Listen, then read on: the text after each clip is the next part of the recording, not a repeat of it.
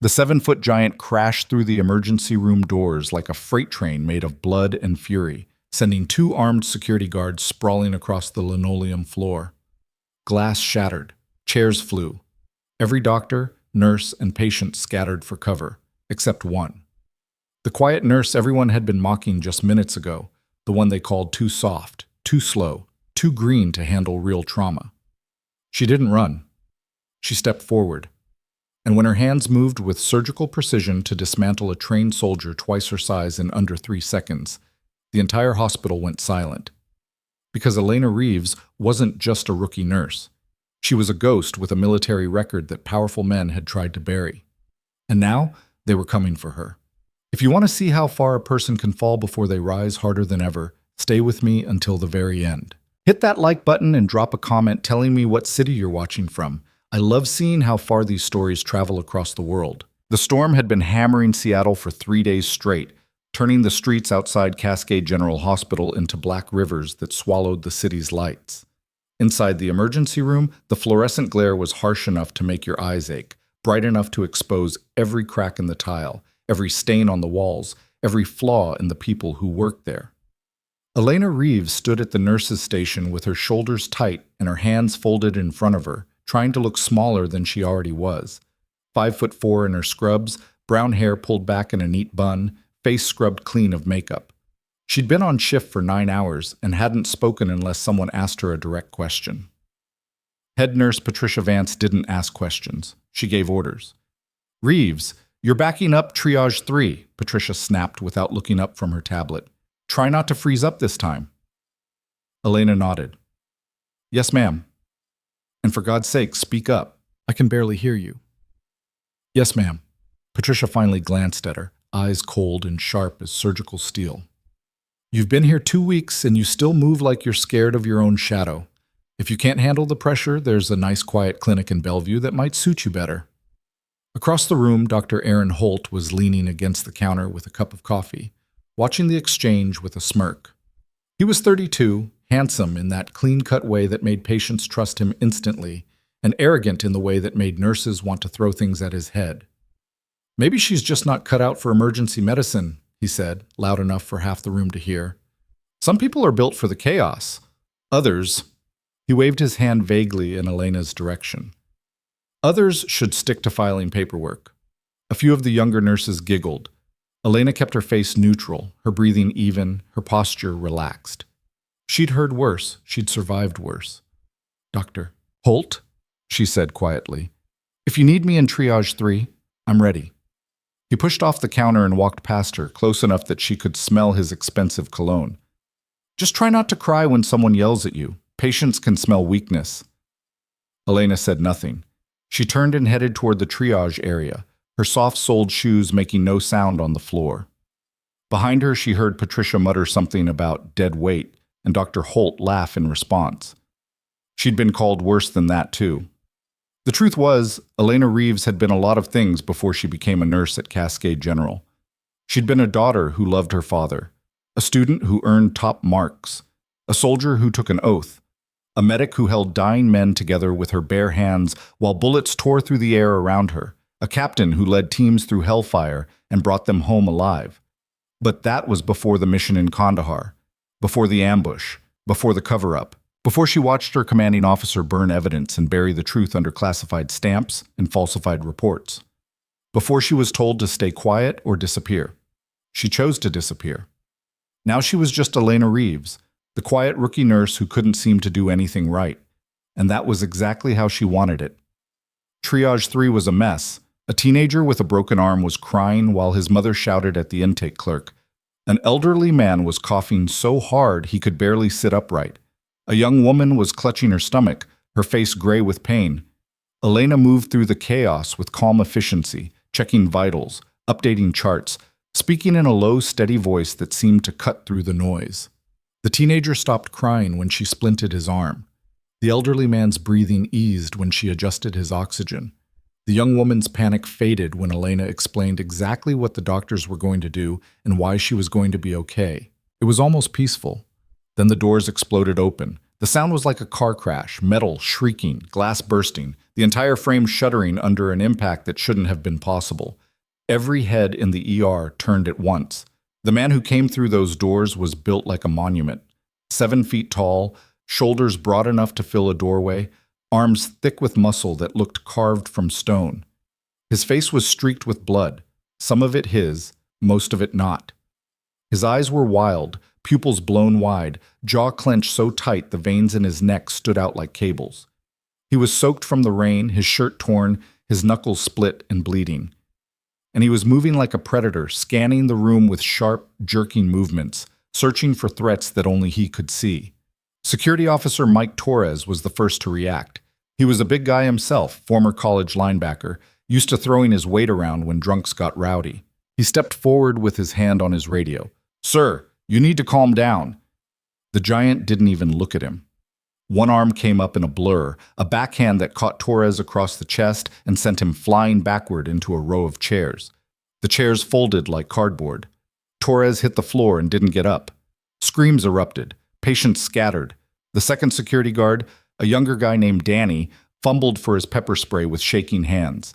The giant moved faster than anything that size should have been able to move. He closed the distance in 2 strides, grabbed Danny by the front of his uniform, and hurled him across the room like a rag doll. Danny crashed into a supply cart, sending bandages and syringes scattering across the floor. Patricia Vance was already on the phone, her voice high and tight. "We need police! We need—" The giant spun toward her, and she went silent. His eyes locked onto hers, and for a moment the entire room seemed to freeze. Dr. Holt had been in the medication room when the chaos started. Now he came running out, saw the giant, and stopped dead in his tracks. His face went pale. His mouth opened, but no sound came out. The giant took a step toward him, then another. Dr. Holt backed up, hands raised, words finally tumbling out in a panicked rush. Hey, buddy, it's okay. We're here to help. Where is he?" The giant's voice was a roar that rattled the windows. Patients were sobbing now, crawling under beds, pressing themselves against the walls.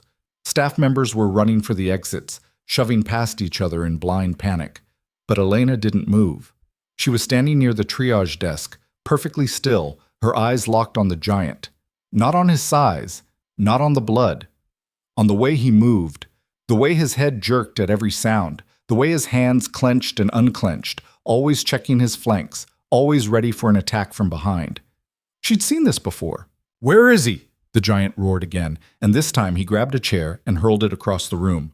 It smashed into the wall, splintering into pieces. "I know he's here! I know what you did!" Dr. Holt was frozen against the medication room door, his face slick with sweat. Patricia had dropped her phone. The few staff members who hadn't fled were huddled behind counters, too terrified to move. And then Elena stepped forward. She didn't run. She didn't shout. She just walked out into the open, her hands at her sides, her movement slow and deliberate. "Sergeant," her voice was quiet, but it cut through the chaos like a blade. The giant's head snapped toward her. His eyes were bloodshot, wild, but for just a second, something flickered behind them. Recognition, confusion. "Sergeant," Elena said again, and this time she stopped about 10 feet away from him, close enough to be heard, far enough to react if she needed to. "You're not there anymore. You're home. You're safe. You're—" He stared at her. His chest was heaving, his fists still clenched, but he wasn't moving. "What's your name?" she asked. His jaw worked, but no sound came out. "My name is Elena," she said. "I'm a medic. I've been where you are. I know what it feels like when the lines get blurred, when you can't tell what's real and what's not. But I need you to listen to me." She took one step closer. "You're not in the field. You're in a hospital. These people are not your enemy. You're safe here." Behind her, Patricia hissed, "What the hell is she doing?" Dr. Holt didn't answer. He was staring at Elena like he'd never seen her before. The giant's breathing was starting to slow. His shoulders dropped just a fraction. His eyes, still locked on Elena, began to clear. "That's it," she said softly. "You're doing great. Just keep breathing, in and out, nice and slow." His lips moved. A whisper. I can't." "Yes, you can," Elena said. "You've done harder things than this. I know you have. You're a soldier. You know how to follow orders. So here's your order. Stand down.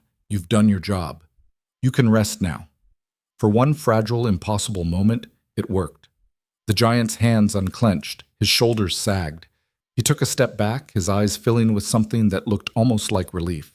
Elena's heart was pounding, but her face remained calm. She could feel the entire room holding its breath, and then the front doors burst open again. 4 Seattle PD officers stormed in with weapons drawn, shouting commands in overlapping voices. "Hands up! Get on the ground! Now!" The giant's head jerked toward them. His eyes went wide. And just like that, the fragile calm Elena had built shattered into 1,000 pieces. He spun back toward her, faster than she could react, and his hand shot out and closed around her throat. Elena's feet left the ground. Somewhere behind her, Patricia screamed. Dr. Holt shouted something she couldn't make out. The police were yelling, their voices a chaotic wall of sound that only made everything worse. But Elena didn't panic. She'd been here before, too. Her hands came up, not to claw at his grip, but to move with surgical precision. Her left hand found the pressure point at the base of his thumb. Her right hand struck just below his elbow, hitting the nerve cluster hard enough to make his entire arm spasm. His grip loosened for just a fraction of a second. That was all she needed. Elena twisted her body, slipped her shoulder under his arm, and drove her elbow into his solar plexus with the full force of her weight behind it. The air left his lungs in an explosive gasp. She followed through, grabbing his wrist, stepping behind him, and using his own momentum to drag him off balance. He went down hard.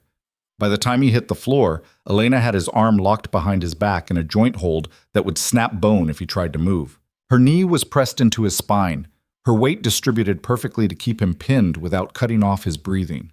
It took less than 3 seconds. The entire ER went silent. The police stopped shouting. Patricia's scream cut off mid-breath. Dr. Holt's mouth was hanging open. Elena's voice was steady, calm, professional. "Sergeant, I need you to stop fighting. You're going to hurt yourself. I've got you secured, but I don't want to hurt you. Do you understand?" The giant was gasping, his face pressed against the floor, but he wasn't struggling anymore. He was crying. I can't remember. Where am I?" "You're in Seattle," Elena said quietly. "You're at Cascade General Hospital. You're safe. I'm going to let the officers take over now, but they're going to help you, okay?" He nodded, just barely. Elena looked up at the police. "He's a veteran. PTSD episode. He needs medical care, not a jail cell." The lead officer, a grizzled man in his 50s with sharp eyes and a jaw like a steel trap, stared at her for a long moment. His nameplate read, Captain R. Donnelly. "Where'd you learn to do that?" he asked. Elena released the giant's arm and stood up slowly, stepping back to give the officers room. Her voice was quiet, neutral. "I'm a nurse. I've had training." "That wasn't nursing training," Donnelly said. She didn't answer. The officers moved in, but they were careful now, gentle, talking to the giant in low voices as they helped him to his feet and cuffed his hands in front of him instead of behind. He didn't resist. He looked lost, broken, like a man waking up from a nightmare and realizing the monsters were real. Patricia Vance was the first to recover. She stormed over, her face flushed, her voice sharp. "What the hell was that, Reeves? You could have been killed. You had no authorization to—" "She saved our lives," one of the younger nurses said quietly. Patricia spun on her. She escalated the situation. If she'd just stayed back and let security handle it— "Security was on the floor," Dr. Holt said. Everyone turned to look at him. He was still pale, still shaken, but his eyes were fixed on Elena with an expression she couldn't quite read. Confusion. Maybe a little fear. "She stopped him," Holt said. "Nobody else did anything. She walked right up to him and talked him down. And when that didn't work, she—" He trailed off, shaking his head. "I've never seen anyone move like that." Captain Donnelly was still watching Elena. "I'm going to need a statement from you, miss." "Of course," Elena said. "And I'm going to need to see some ID." She nodded, reaching for her pocket, and then froze, because another voice had just cut through the noise, cold and sharp and coming from the doorway. "That won't be necessary, Captain." Everyone turned. The man standing in the entrance was tall, lean, and dressed in a dark suit that looked like it cost more than most people's cars. His hair was silver, his face carved from hard lines and sharper angles. He moved like someone who was used to walking into rooms and taking control without asking permission. Behind him, 4 more men filed in. They weren't wearing suits. They were wearing tactical gear, military gear. Captain Donnelly's eyes narrowed. "Who the hell are you?" The man in the suit pulled out a badge wallet and flipped it open. "Colonel David Mercer, U.S. Army Intelligence. This hospital is now under federal jurisdiction. I'm taking custody of both Sergeant Marcus Vale and Nurse Elena Reeves." Patricia blinked. "What?" Elena's heart stopped. The colonel's eyes locked onto hers, and she saw it there, recognition. He knew exactly who she was. "Captain Reeves," he said quietly, "it's been a long time." The room erupted into confused murmurs. "Doctor." Holt took a step back, his face shocked. Patricia looked like someone had just slapped her. Captain Donnelly stepped forward. "Hold on a damn minute. You can't just walk in here and—" "Yes, I can," Mercer said, his voice flat and final. "This is a matter of national security. You have no authority here." He gestured to his men. 2 of them moved toward Marcus Vale. The other 2 moved toward Elena. Elena didn't resist. She just stood there, her face blank, her mind racing. This was it. This was the moment she'd been dreading for 2 years. The moment her past caught up to her. The moment the people she'd been running from finally found her. "Move," one of the soldiers said, his hand on her arm. She moved. As they walked her toward the door, she could feel every eye in the ER on her back. Patricia's shock, Dr. Holt's confusion, the patient's fear, Captain Donnelly's frustration as he tried and failed to stop what was happening. And then, just before they reached the exit, Marcus Vale, still handcuffed, still shaking, turned his head and looked at her. His voice was hoarse, broken. "I know you." Elena met his eyes. "Kandahar," he whispered. "You were there. You pulled me out." The colonel's jaw tightened. "That's enough, Sergeant." But Marcus wasn't listening anymore. His eyes were clearing now, the fog of trauma lifting just enough to let memory through.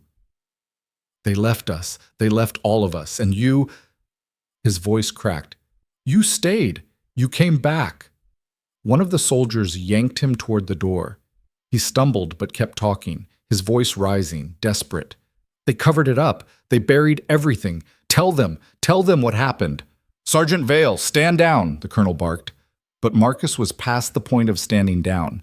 He was past the point of orders. 2 years of buried trauma, 2 years of nightmares and rage and unanswered questions, all came pouring out in one raw, broken shout. "They killed 8 men and called it friendly fire. They lied. She knows. She knows."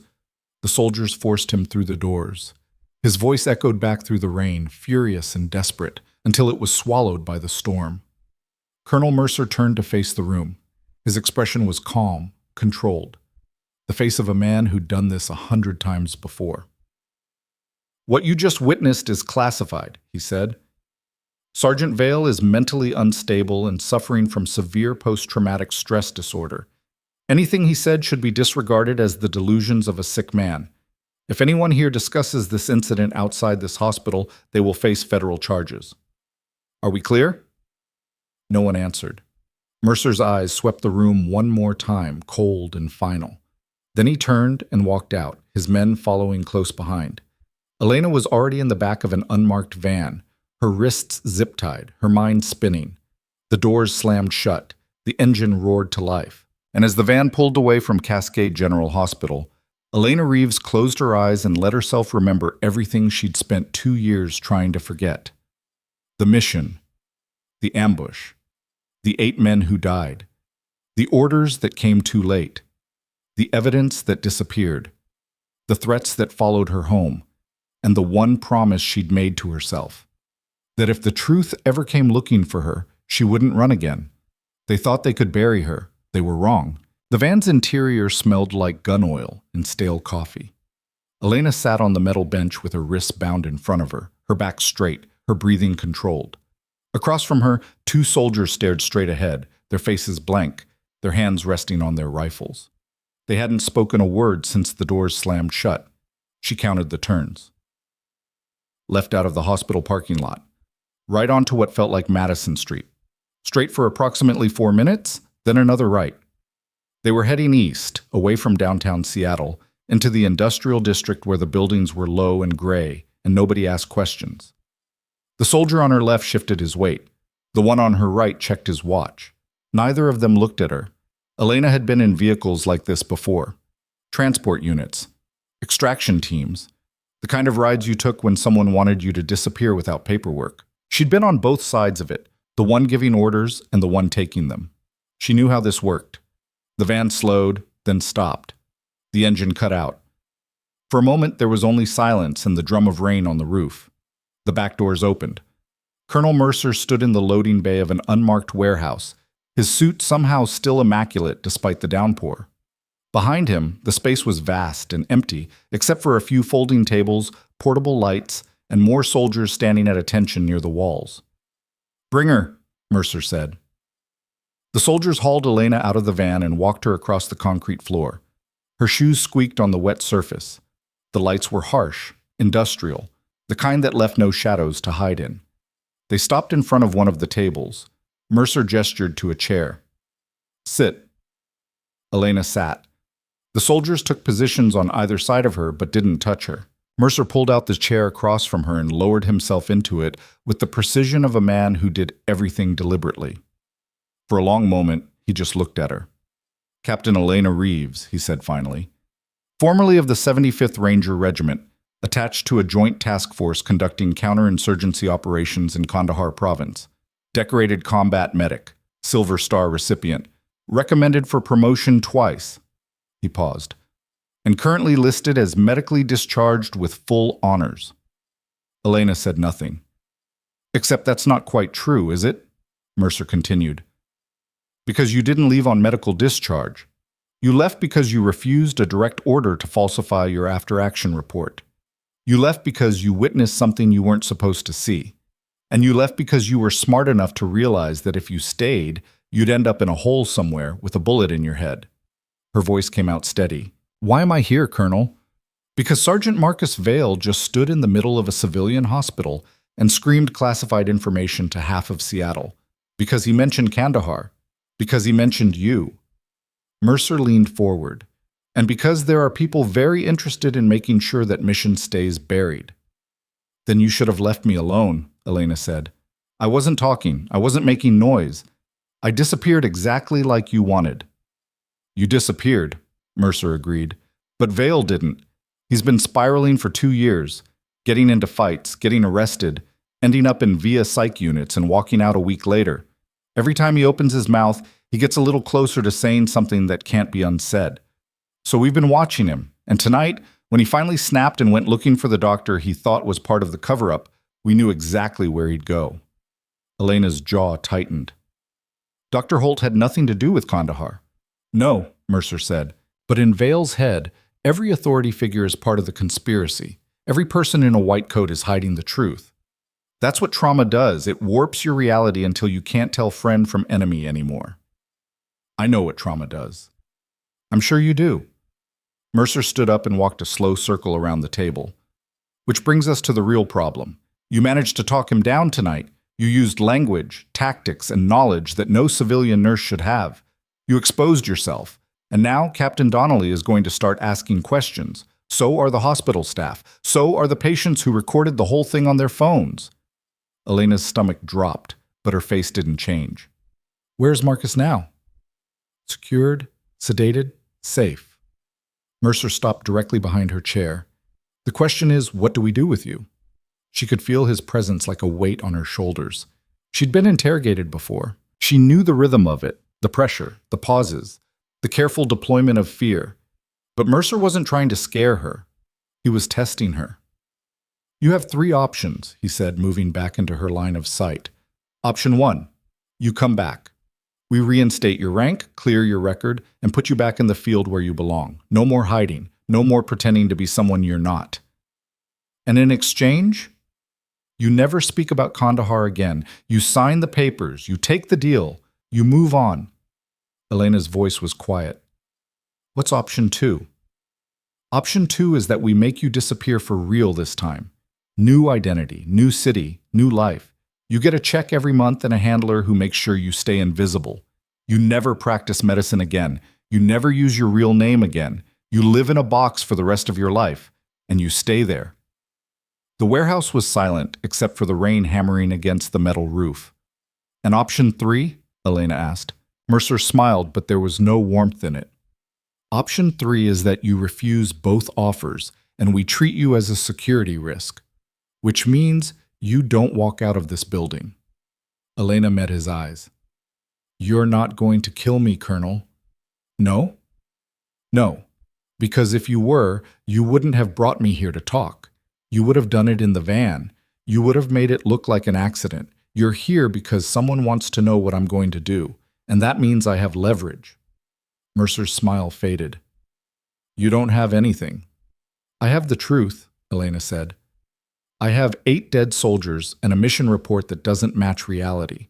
I have the name of the private contractor who called in the airstrike that killed them.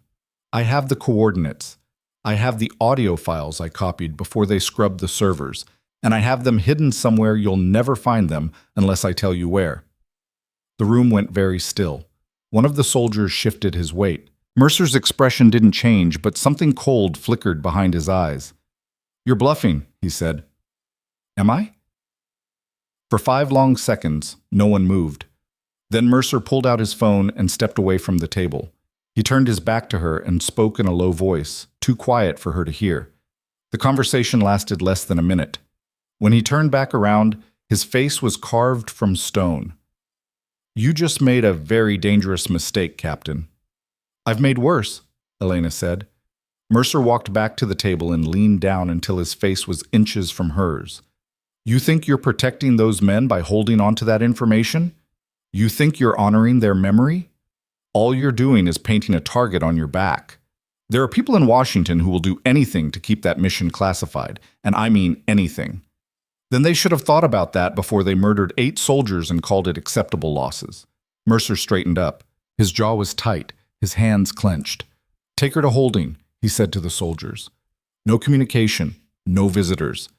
I need to make some calls." The soldiers grabbed Elena by the arms and hauled her to her feet. They walked her across the warehouse to a small room in the back.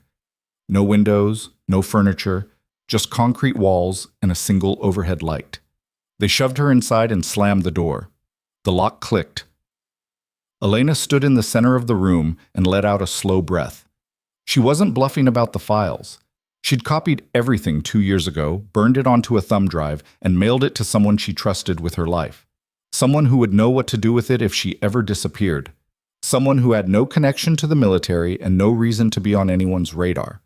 Her younger sister, Lily, who was living in Portland now, working as a high school teacher, completely unaware that she had a piece of evidence in her desk drawer that could bring down 6 high-ranking officials.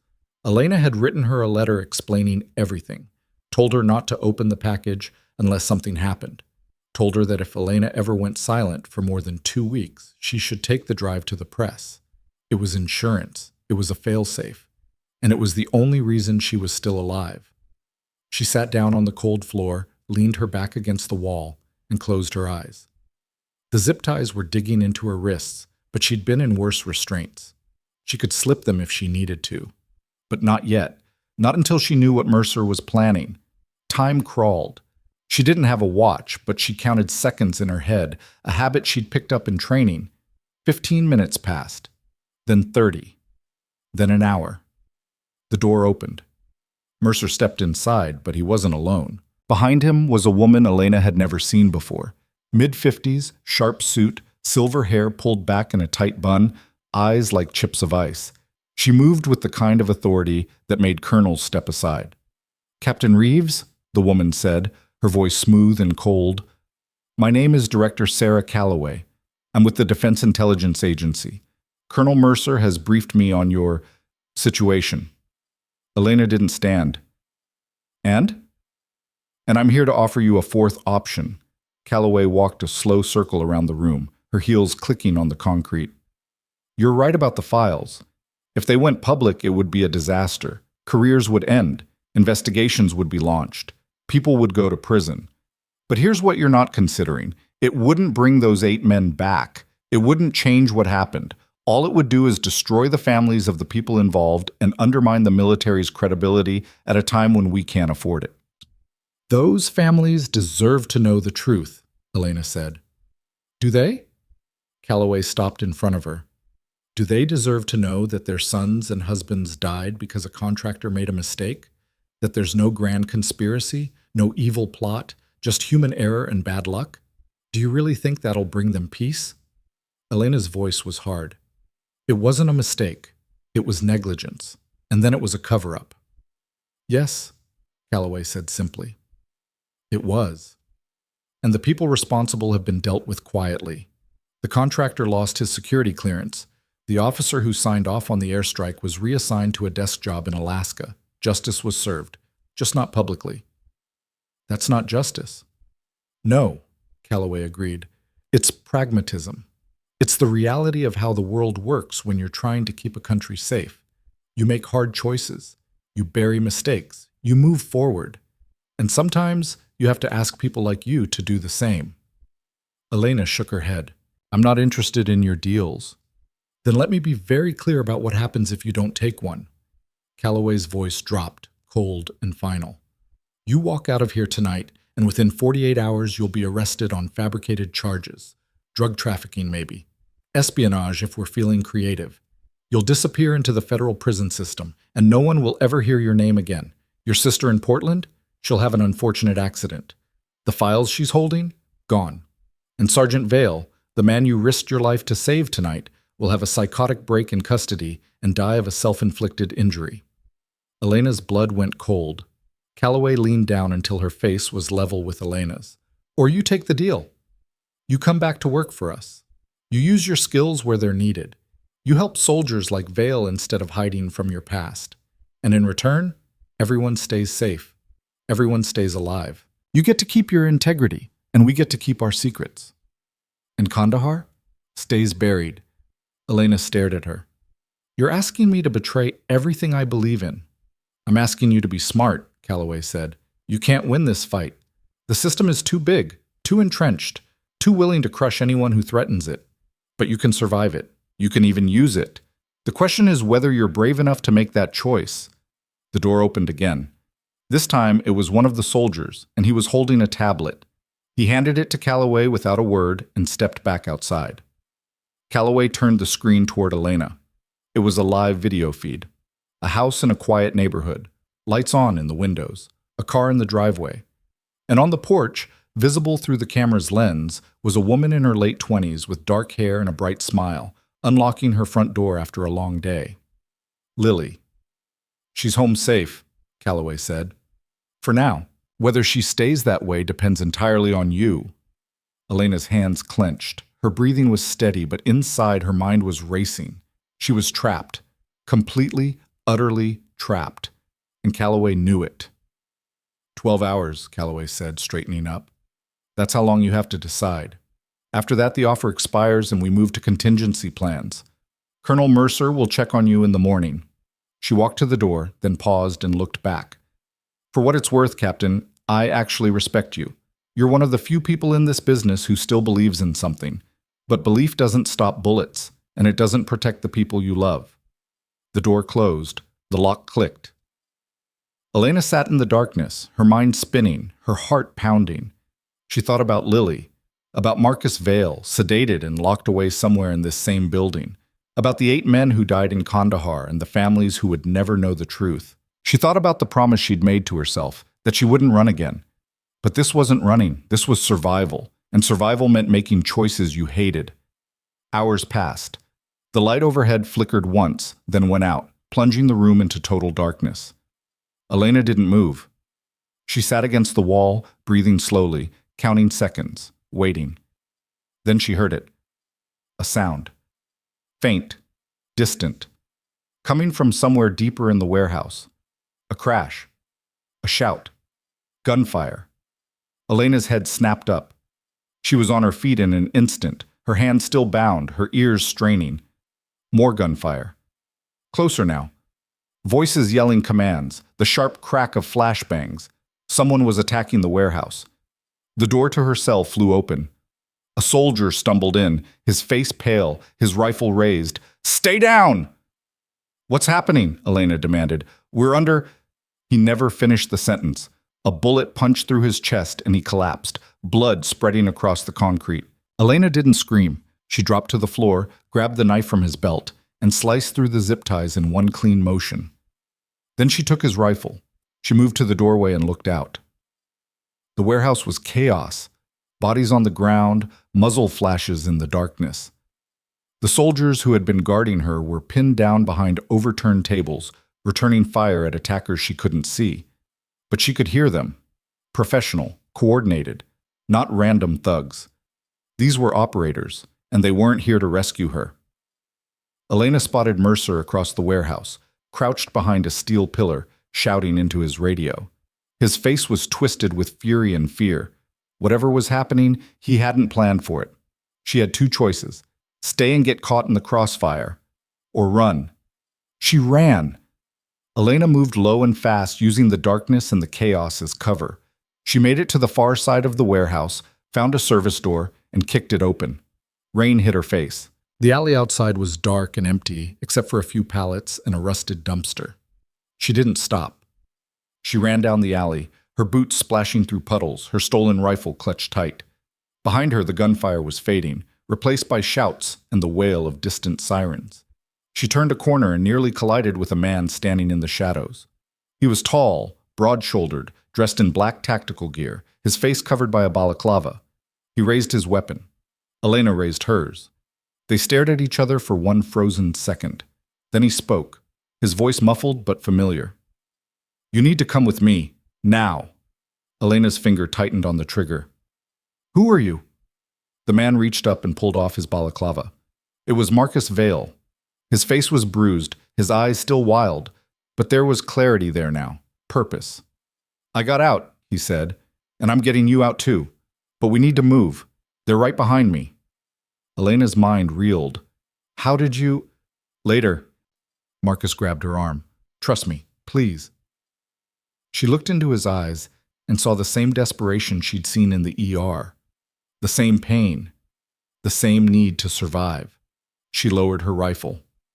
"Lead the way." They ran together through the rain-soaked streets, two soldiers who had been buried and forgotten, now clawing their way back to the surface. Behind them, the warehouse erupted in flames, the fire visible for miles, a beacon that would bring every cop and federal agent in Seattle racing toward the scene. But by the time they arrived, Elena and Marcus were gone, vanishing into the night like ghosts who refused to stay dead. And somewhere in the burning wreckage, Director Sarah Calloway's contingency plans were turning to ash. They ran through the industrial district with the rain hammering down like bullets, their boots pounding wet asphalt, their breath coming in ragged gasps. Marcus led them through a maze of alleys and loading docks, moving with the kind of muscle memory that came from years of urban combat training. Elena followed close, her stolen rifle held low, her eyes scanning for threats. Behind them, sirens wailed and searchlights cut through the darkness, but the chaos at the warehouse had bought them precious minutes. Minutes they couldn't waste. Marcus pulled her into a narrow gap between two buildings, pressing his back against the brick. His face was pale, his hands shaking, but his eyes were sharp. "How far behind are they?" Elena asked, keeping her voice low. "Close enough." Marcus was breathing hard, his chest heaving. "I counted 6 hostiles in the warehouse, professional contractors. Same crew that's been tracking me for months." "They weren't military?" "No, private sector. The kind you hire when you need someone dead and the government can't get its hands dirty." He wiped rain from his face. "They hit the building 30 minutes after you were brought in. Took out half the security team before anyone knew what was happening." Elena's mind was racing. "How did you get out?" "One of the guards knew me, from before. He unlocked my restraints and told me to run." Marcus's jaw tightened. Then he put a gun in his mouth and pulled the trigger before they could take him alive. The weight of that statement settled between them like a stone. "They're cleaning house," Elena said quietly. "Everyone connected to Kandahar. Everyone who knows the truth." "Yeah." Marcus looked at her. "Which means we're both dead if we don't move. You got somewhere safe?"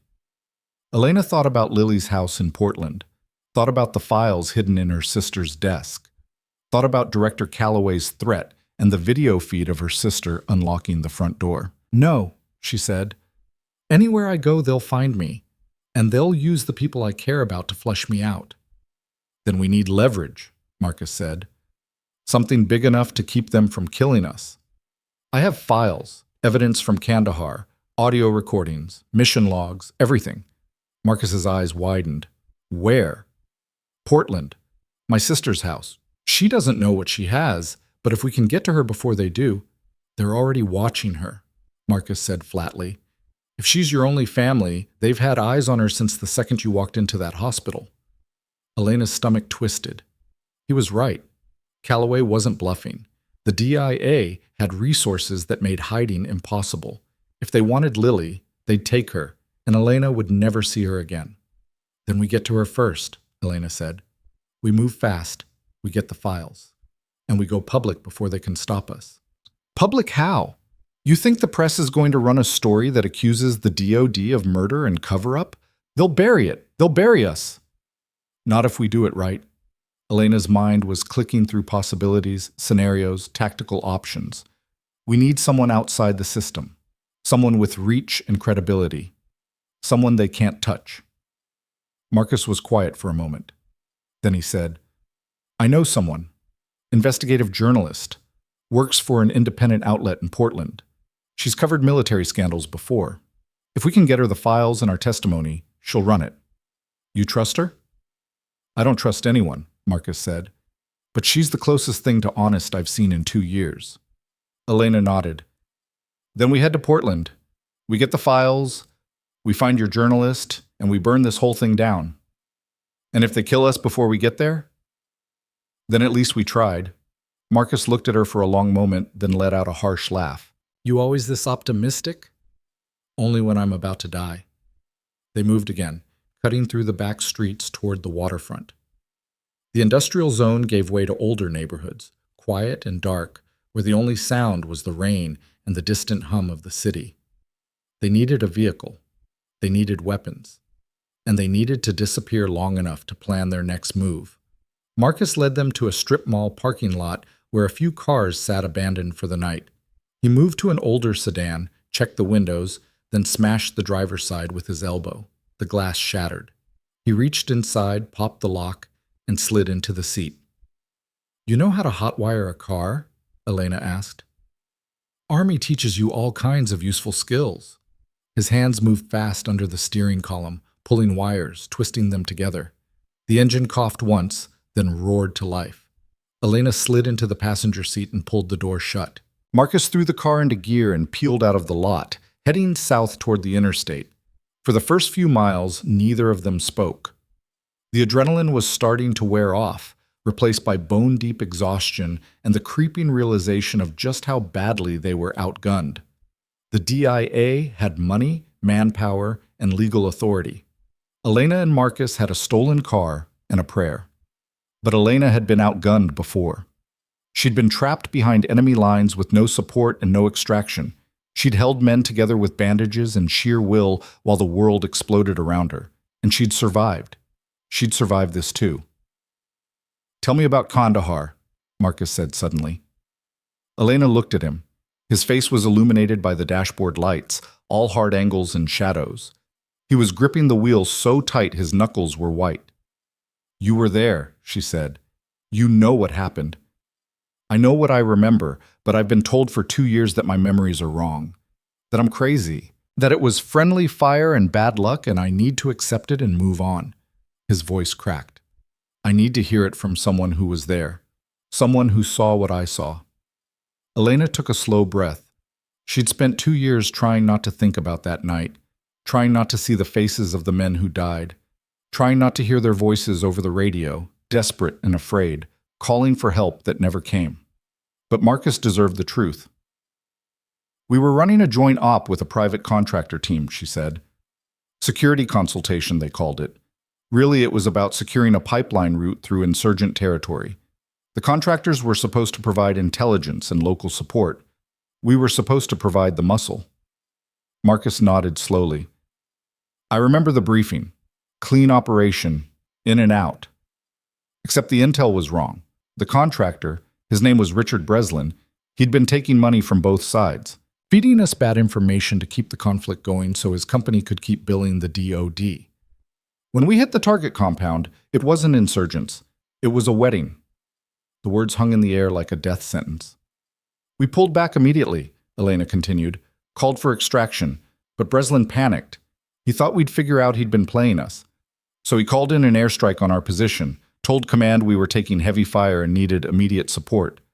Marcus's breathing had gone shallow. The bombs. Yeah, the bombs. Elena's voice was flat, clinical, the only way she could get through it. 8 men died in the blast. You were pinned under rubble. I pulled you out, got you stable, got you to the evac zone. But by the time we got back to base, the story had already changed. Breslin had filed a report saying we'd engaged hostiles and called the airstrike ourselves, that the civilian casualties were unavoidable, that the deaths were combat losses, not murder, and the brass believed him. They wanted to believe him. Admitting the truth would have meant congressional hearings, criminal investigations, the end of a billion-dollar contract. So they buried it. They scrubbed the mission logs, they threatened anyone who talked, and when I refused to sign off on the fake report, they medically discharged me and told me to disappear. Marcus was silent for a long time. When he finally spoke, his voice was hoarse. I knew it. I knew I wasn't crazy. You're not crazy, Elena said. You're traumatized. And they used that against you, made you doubt yourself, made everyone else doubt you. It's what they do. Not anymore.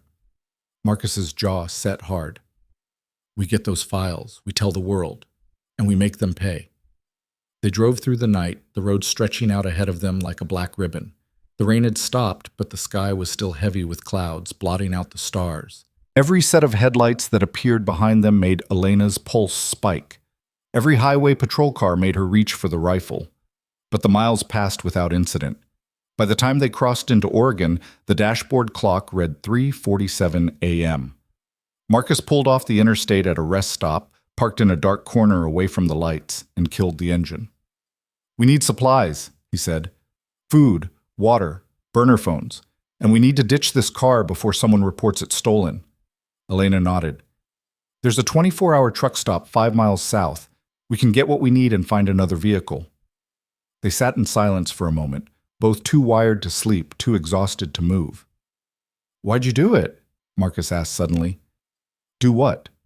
Step in front of me at the hospital. You could have run like everyone else. You could have let security handle it. But you walked right up to me like you weren't afraid of anything. Elena looked out at the dark parking lot. I recognize what was happening to you. I've seen it before. Hell, I've felt it before. The way the world tilts when you can't tell what's real anymore. The way your training takes over and suddenly everyone's a threat. She paused. You weren't dangerous. You were scared.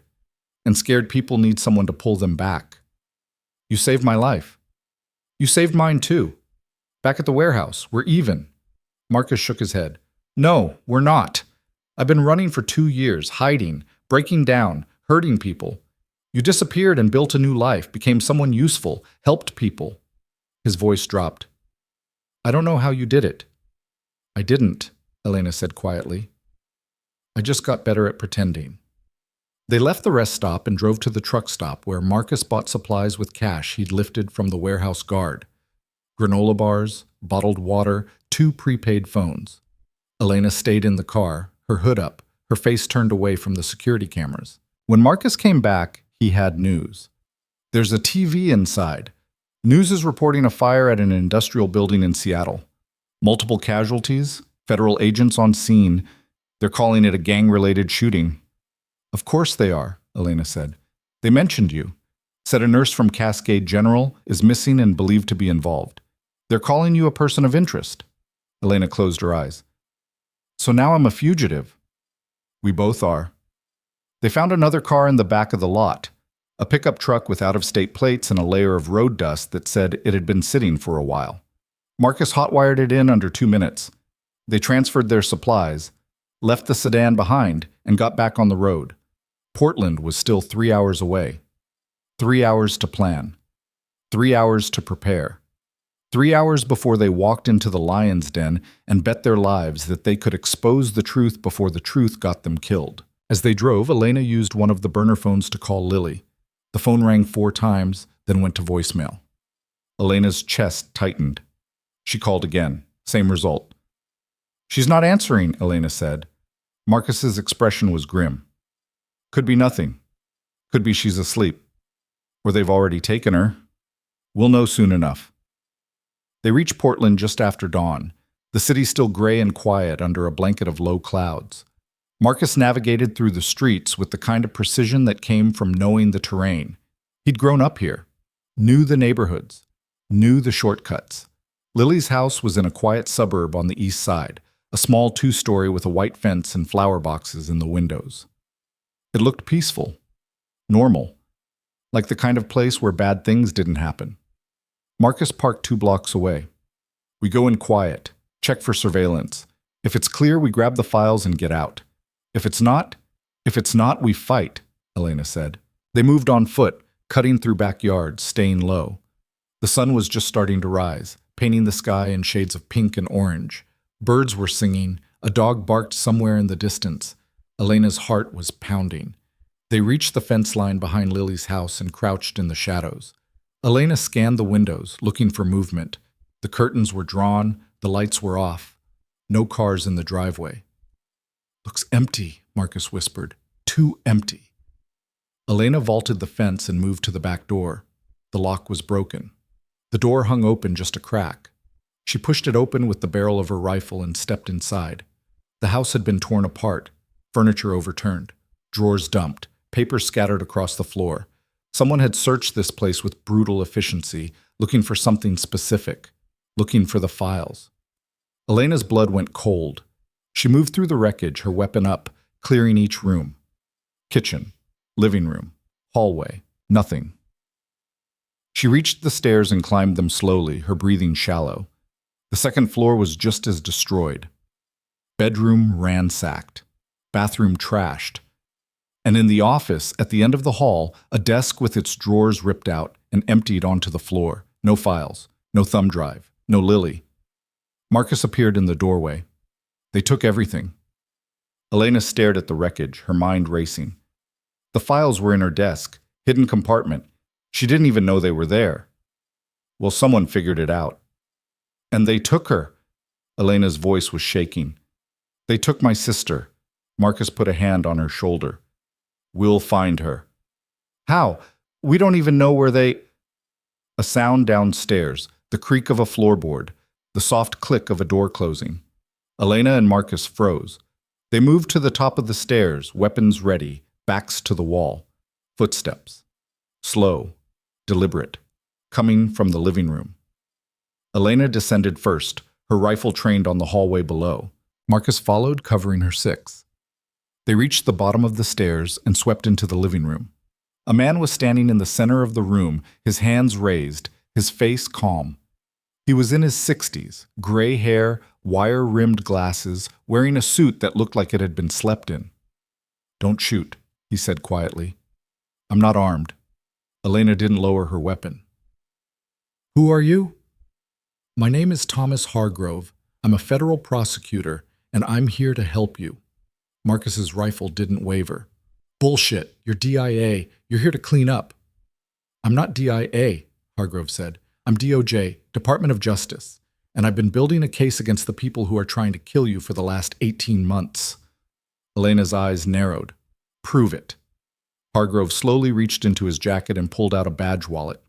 He tossed it to Elena. She caught it, flipped it open, examined it. It looked real. But that didn't mean anything. "Where's my sister?" Elena demanded.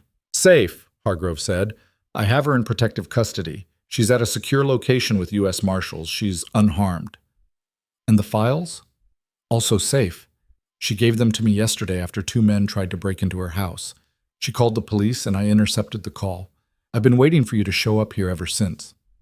Elena's finger tightened on the trigger. "Why should I believe you?" "Because if I wanted you dead, you'd already be dead," Hargrove said. "I have a team outside. 6 marshals with shoot-on-sight orders if you try to run. But I don't want you dead." I want you to testify. Marcus's voice was hard. Testify against who? Director Sarah Calloway, Colonel David Mercer, Richard Breslin, and 12 other individuals involved in the Kandahar cover-up and the subsequent murder of 6 witnesses over the past 2 years. Hargrove lowered his hand slowly. I've been tracking this conspiracy since a sergeant named Marcus Vale started making noise in Seattle. I knew something was wrong. I just didn't have proof. Then I found your after-action report, Captain Reeves, the one you filed before it was scrubbed. A friend in Army CID kept a copy, gave it to me off the record. Elena's heart was pounding. You're saying you have evidence. I have enough to bring charges, but I need living witnesses. I need you. I need Sergeant Vale. And I need those files to corroborate your testimony. Marcus looked at Elena. She looked back. This could be a trap, Marcus said quietly. Could be, Elena agreed. Hargrove's expression was steady. You have 2 choices. You can run, and Calloway will hunt you down within 48 hours. Or you can trust me, and we end this. Together. Elena's mind was spinning. Every instinct told her not to trust anyone in a federal suit, but Hargrove had Lily. He had the files, and if he was telling the truth, he was offering them the only way out. How do I know my sister's safe? Elena asked. Hargrove pulled out his phone and made a call. After a moment, he held it out to Elena. She took it, put it to her ear. Elena? Lily's voice, scared but alive. Are you okay? Elena asked, her voice breaking. I'm okay. There are police everywhere. They won't tell me what's happening. Elena, what's going on? I'll explain everything soon. Just stay where you are. Do what they tell you. I'll come get you as soon as I can. Promise? I promise. Elena handed the phone back to Hargrove. Her hands were shaking. Okay, she said. What do you need us to do? Hargrove's expression didn't change. Get in the car outside. We're taking you to a safe house. You'll stay there under protection until the trial. In the meantime, I'm filing arrest warrants for everyone involved. And if they come for us before the trial, Marcus asked, then my team will put them down. Elena exchanged another look with Marcus. He nodded slowly. They followed Hargrove outside. 3 black SUVs were parked on the street, engines running, tinted windows hiding the occupants. Hargrove led them to the middle vehicle and opened the door. Elena climbed in. Marcus followed. The door closed. The locks engaged. And as the convoy pulled away from Lily's destroyed house, Elena felt the weight of 2 years lift off her shoulders for the first time. Maybe this was real. Maybe they'd finally found someone on their side. Or maybe they'd just walked into the most elaborate trap yet. The SUVs drove for 20 minutes, winding through Portland's streets, doubling back, checking for tails. Professional counter-surveillance. Hargrove sat in the front passenger seat, silent, his phone pressed to his ear, speaking in low tones. They pulled into an underground parking garage beneath a nondescript office building. The vehicles stopped. Doors opened. Armed marshals in tactical gear surrounded the SUVs. This way, Hargrove said. They were led to an elevator, then up to the 3rd floor. The hallway was quiet, fluorescent lights humming overhead.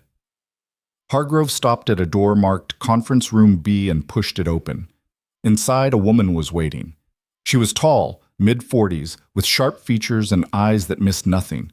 She wore a Marshal Service vest over a tactical shirt, and a sidearm rode her hip.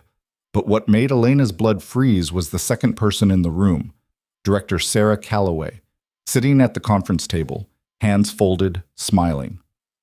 Captain Reeves, Calloway said warmly. Sergeant Vale, thank you for coming. I believe we have a lot to discuss. Elena's hand went to her weapon before her brain caught up. Marcus was faster. His rifle came up, barrel trained on Calloway's chest, finger on the trigger. But the woman in the martial vest moved like lightning. Her sidearm was out and pressed against Marcus's temple before he could fire. Lower it, she said, her voice flat and cold. Hargrove stepped between them, his hands raised. Everyone calm down. Nobody needs to die in this room. You set us up, Elena said, her voice shaking with fury. You lying piece of... I didn't set you up, Hargrove said quickly. Director Calloway is here because I brought her here, under arrest. The room went silent. Elena looked at Calloway.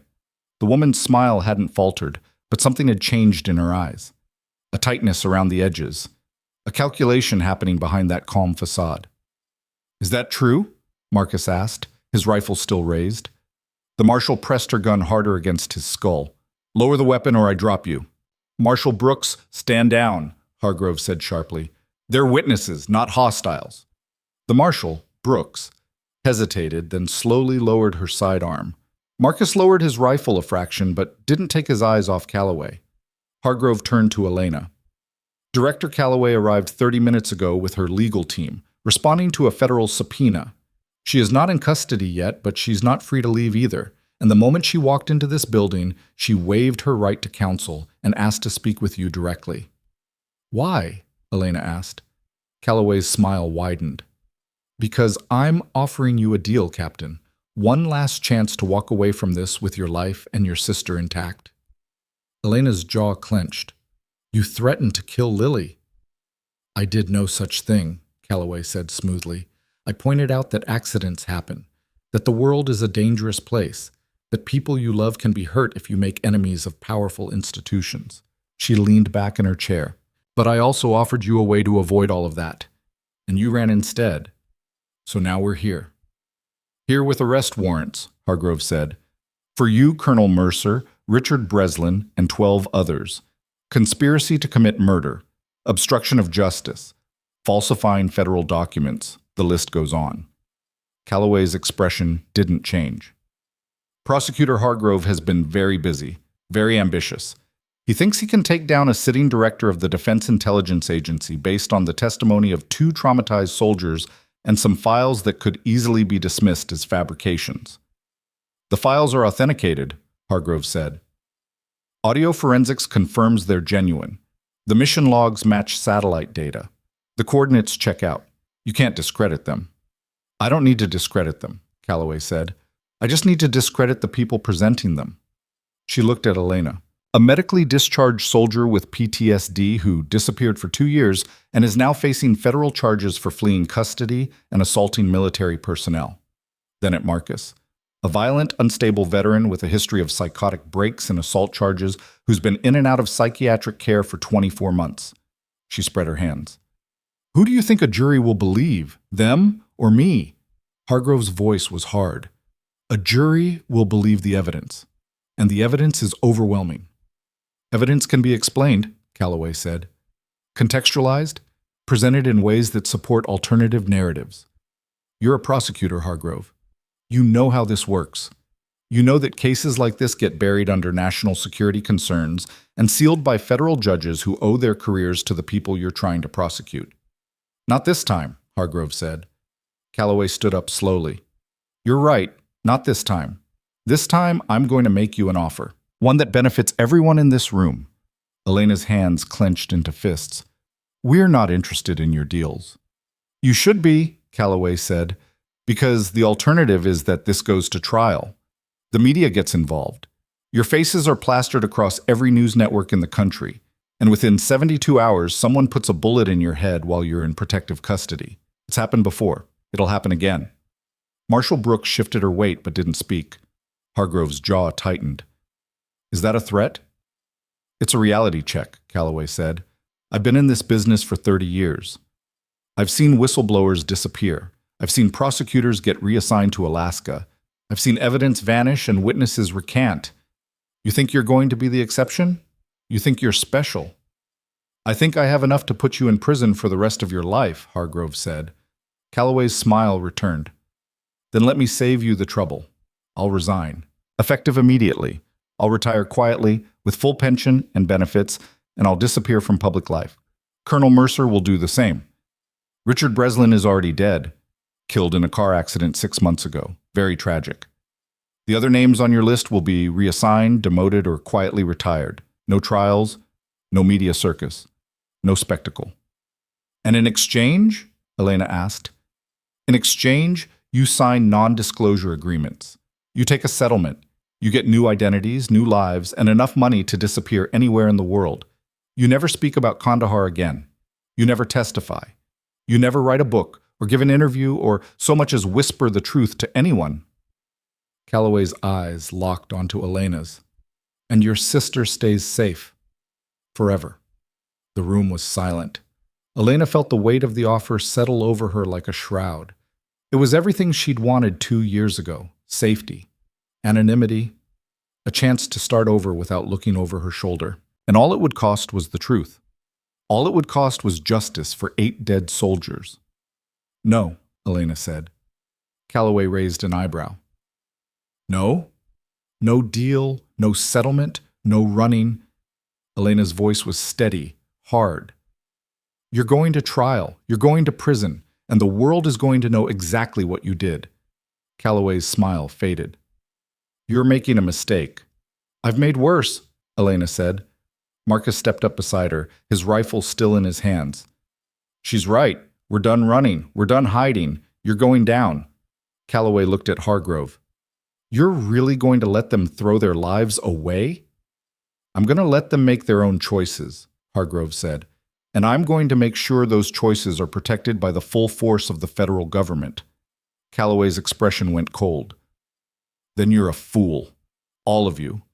She turned and walked toward the door. Marshal Brooks moved to intercept, but Hargrove raised a hand. Let her go. She's not under arrest yet. I need 48 hours to finalize the warrants. Calloway paused at the door and looked back. 48 hours.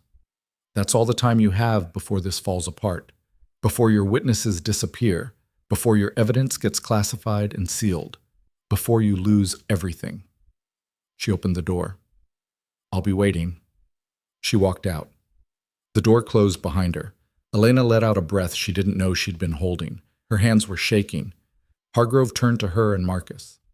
You both just made very powerful enemies. We already had them, Marcus said. Fair point. Hargrove gestured to the chairs around the conference table. Sit. We have a lot of work to do. They sat. Marshal Brooks remained standing near the door, her expression unreadable. Hargrove pulled out a laptop and opened it, revealing a screen filled with documents, photos, and timelines. Here's where we are. I have your after-action report, Captain Reeves. I have the audio files your sister provided. I have satellite imagery from the night of the Kandahar mission showing the airstrike coordinates. I have financial records linking Richard Breslin to payments from insurgent groups. And I have testimony from an Army CID investigator who was told to drop the case 2 years ago. Is it enough? Elena asked. It's enough to file charges. Whether it's enough to convict depends on whether you two can hold up on the stand. Because Calloway's right about one thing. Her lawyers are going to tear you apart. They're going to dig into your medical records, your psychiatric evaluations, every mistake you've ever made. They're going to paint you as unstable, unreliable, and motivated by revenge. Let them, Marcus said. I know what I saw, I know what happened, and I'll say it under oath. Hargrove nodded. Good. Because the trial starts in 6 weeks. That's how long we have to prepare. That's how long you'll be in protective custody. No contact with the outside world. No phones, no internet, no visitors except your legal team. What about my sister? Elena asked. She stays in custody too. Different location. Marshals will keep her safe until this is over. Elena's chest tightened. I want to see her. Not until the trial. I can't risk communication that could be intercepted or monitored. The people we're going after have resources you can't imagine. If they find her, they'll use her to get to you. Elena wanted to argue, wanted to demand to see Lily, to know she was okay, to hear her voice. But she knew Hargrove was right. The moment she made contact, she'd be putting Lily in danger. Okay, she said quietly. Okay. Hargrove closed the laptop. Marshal Brooks will take you to the safe house. You'll be under 24-hour protection. If you need anything, ask. If you see anything suspicious, report it immediately. And whatever you do, don't trust anyone outside this room. Elena and Marcus stood. Brooks opened the door and led them out into the hallway. As they walked, Elena's mind was racing. 6 weeks. 6 weeks to prepare. 6 weeks to survive. 6 weeks before the truth finally came out. She just hoped they'd live that long. The safe house was a 2-story home in a quiet suburb outside Portland, unremarkable and anonymous, the kind of place that could hide in plain sight. The marshals had already swept it, installed cameras, and set up a perimeter. Elena and Marcus were shown to separate rooms on the 2nd floor. Get some rest, Brooks said. You're going to need it. Elena lay down on the bed, fully clothed, her mind too wired to sleep. She stared at the ceiling and thought about Lily, about the 8 men who died in Kandahar, about the 2 years she'd spent running, about the moment she'd stopped running and started fighting back. Hours passed. The house was silent except for the occasional creak of floorboards as marshals moved through the halls. Elena finally drifted into a restless sleep filled with fragmented dreams of fire and blood and voices screaming for help. She woke to the sound of breaking glass. Elena was on her feet instantly, her body moving on instinct. She grabbed the sidearm Brooks had left on the nightstand and moved to the door. Across the hall, Marcus's door opened. He had a rifle in his hands, his face alert. "You heard that?" he whispered. "Yeah." They moved down the hallway, backs to the walls, weapons ready. Downstairs, voices were shouting. A gunshot cracked through the air. Elena's heart hammered. She reached the top of the stairs and looked down. The front door had been blown off its hinges. 4 men in tactical gear were storming the house, firing suppressed weapons. 2 marshals were down, blood pooling beneath them. Brooks was behind the kitchen counter, returning fire, her face grim. "Contact rear!" someone shouted from outside. More gunfire. The windows exploded inward, glass raining across the floor. Elena didn't hesitate. She fired down the stairs, 3 controlled bursts, dropping the first attacker. Marcus took the second, his rifle barking in the confined space. Brooks looked up and saw them. "Get out! Back exit!" "We're not leaving you!" Elena shouted. "That's an order!" Brooks fired again, covering them. "Go!" Marcus grabbed Elena's arm and pulled her back down the hallway. They ran to the rear bedroom, kicked open the window, and climbed out onto the roof. The drop to the backyard was 12 feet. They jumped, rolled, and came up running. Behind them, the house erupted in sustained gunfire. Screams, the flat crack of flashbangs. Elena's lungs burned as they sprinted across the dark yard, vaulting fences, cutting through alleys. They could hear vehicles screeching, boots pounding pavement, voices shouting coordinates. The attackers were hunting them. Marcus led them into a drainage tunnel beneath the street, a concrete channel filled with runoff water and trash. They waded through the filth, moving as fast as they could, putting distance between themselves and the safe house. "They knew where we were," Marcus gasped. "They knew exactly where to hit." "Someone talked," Elena said. "Someone on the inside." They emerged from the tunnel 2 miles away, soaked and shivering, their weapons still clutched tight. The sky was starting to lighten, dawn breaking over the city. Elena pulled out the burner phone Marcus had bought at the truck stop. She dialed Hargrove's number. It rang once, twice. Then a voice answered. But it wasn't Hargrove. "Captain Reeves," Colonel Mercer said. "I was wondering when you'd call." Elena's blood turned to ice. "Where's Hargrove?" she demanded. "Prosecutor Hargrove has been removed from the case. Conflict of interest. Apparently he had a personal relationship with one of the witnesses and failed to disclose it. Very unfortunate. Very career-ending." "You're lying." "Am I?" "Check the news. It's already breaking. Federal prosecutor under investigation for misconduct. His entire case is falling apart. The warrants have been rescinded. The evidence has been sealed. And you, Captain, are now officially a fugitive wanted for the murder of 4 U.S. Marshals." Elena's hands shook. "We didn't kill anyone." "The bodies say otherwise. Security footage shows 2 armed individuals fleeing the scene. Ballistics will match your weapons. And by the end of the day, every law enforcement agency in the country will be looking for you." Mercer's voice was calm, almost pleasant. "You had a chance to take the deal. You refused.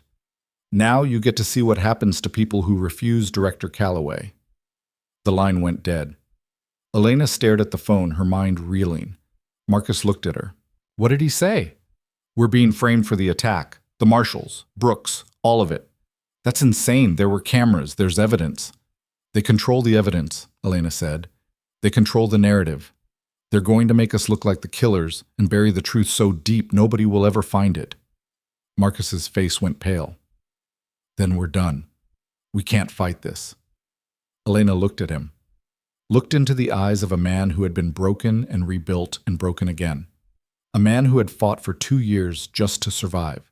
And she made a decision. "No," she said. "We're not done. We're going to finish this, but not their way. Our way. How? Elena's mind was clicking through options, scenarios, tactical possibilities. The journalist, the one you mentioned, we find her, we give her everything. We go live with the story before they can stop us. They'll kill us before we get close. Then we make sure the story gets out, even if we die. Elena's voice was hard. We record everything. We upload it. We send it to every news outlet, every watchdog group, every person who might care. We flood the zone so they can't suppress it all. Marcus stared at her. Then slowly he nodded. Okay, let's do it. They moved through the city on foot, avoiding cameras, staying off main roads. Marcus led them to a neighborhood in southeast Portland, stopping in front of a small house with peeling paint in an overgrown yard. This is her place, he said. They approached carefully. Marcus knocked. The door opened a crack. A woman peered out, early 40s, short dark hair, sharp eyes behind black-rimmed glasses. Marcus? She said, her voice cautious. Hey, Jenna, I need your help. Jenna looked past him at Elena, then back at Marcus. You're all over the news. They're saying you killed federal agents. It's a lie. They're trying to silence us. We have evidence of a military cover-up, Kandahar, 8 dead soldiers, a conspiracy that goes all the way to the top. Jenna's expression didn't change. Come inside. They followed her into a cluttered living room filled with books, papers, and 2 laptops sitting open on a coffee table. Jenna closed the door and locked it. Talk, she said. Elena told her everything, the mission, the airstrike, the cover-up, the threats, the files, the setup at the safe house, all of it. When she finished, Jenna was silent for a long moment. Then she said, I'll need to verify everything. Cross-reference the files with known incidents. Check the timeline. Interview you both on camera. This is going to take hours. We don't have hours, Marcus said. Then we work fast. Jenna grabbed one of the laptops. Give me the files. Elena pulled out the thumb drive she'd taken from Lily's house. Hargrove had returned it after authenticating the contents. She handed it to Jenna. Jenna plugged it in and started scrolling through the data. Her expression grew darker with every file she opened. This is real, she whispered. This is Pulitzer-level evidence. Can you publish it? Elena asked. I can, but the moment I do, they'll come for me too. Then we make copies. We send it everywhere. We make it impossible to suppress. Jenna looked at her. You understand what you're asking. Once this goes live, there's no taking it back. Your faces will be everywhere. You'll never have a normal life again. I stopped having a normal life 2 years ago, Elena said. Jenna nodded slowly. Okay, let's do this. They worked through the morning and into the afternoon. Jenna recorded video interviews with both Elena and Marcus, asking hard questions, pressing for details, building a narrative that would hold up under scrutiny. She cross-referenced the mission logs with public records, satellite data, casualty reports. She contacted sources in the military, the intelligence community, the Pentagon. And with every piece of evidence that checked out, the story became undeniable. By sunset, Jenna had drafted an article that laid out the entire conspiracy. She uploaded the files to secure servers, sent encrypted copies to 3 other journalists she trusted, and prepared to publish. Once I hit send, this goes live across 6 different platforms simultaneously, she said. No way to stop it. Elena looked at Marcus. He looked back. Do it, Elena said. Jenna's finger hovered over the keyboard, and then the front door exploded inward in a shower of splinters and smoke. Men in black tactical gear stormed the house, weapons raised, voices shouting commands. Elena dove for cover, but a rifle butt caught her across the temple and the world spun. She hit the floor hard. Through blurred vision, she saw Marcus fighting, saw Jenna scrambling for her laptop, saw the attackers swarm them like a wave of darkness. Then a boot connected with her ribs, and everything went black. When Elena woke, she was in a chair. Her wrists were zip-tied to the armrests. Her head throbbed. Blood trickled down the side of her face. She was in a warehouse, large, empty, industrial lights overhead, and standing in front of her was Director Sarah Calloway. Welcome back, Captain, Calloway said. We have unfinished business. Elena's vision cleared slowly, the warehouse coming into focus through the haze of pain. Her head throbbed where the rifle butt had connected, and she could taste blood in her mouth. The zip ties cut into her wrists, tight enough to restrict circulation. Calloway stood 5 feet away, perfectly composed, her suit immaculate despite the violence that had brought them here. Behind her, Colonel Mercer leaned against a metal support beam, his arms crossed, his expression cold. To Elena's left, Marcus was tied to another chair, his face bruised and swollen. Blood dripped from his nose, but his eyes were alert, furious. And to her right, Jenna sat with her hands bound, her laptop smashed on the concrete floor beside her, the screen shattered into a spiderweb of broken glass. "You came very close," Calloway said, her voice almost conversational. "Closer than anyone else has gotten. I'll give you credit for that." Elena's voice came out hoarse. "The files are already out there. You can't stop it." "Can't I?" Calloway gestured to the destroyed laptop. "Ms. Rivera's article never went live. Her encrypted backups have been wiped. The sources she contacted have been discouraged from pursuing the story. And the thumb drive?" She pulled it from her pocket, held it up. "Right here." Jenna's face was pale. "I sent copies. Multiple copies. To journalists who receive classified leaks every week and ignore 90% of them," Calloway said. "To organizations that will sit on the story for months doing fact-checking while we bury every corroborating witness. To people who can be bought, threatened, or simply made to disappear."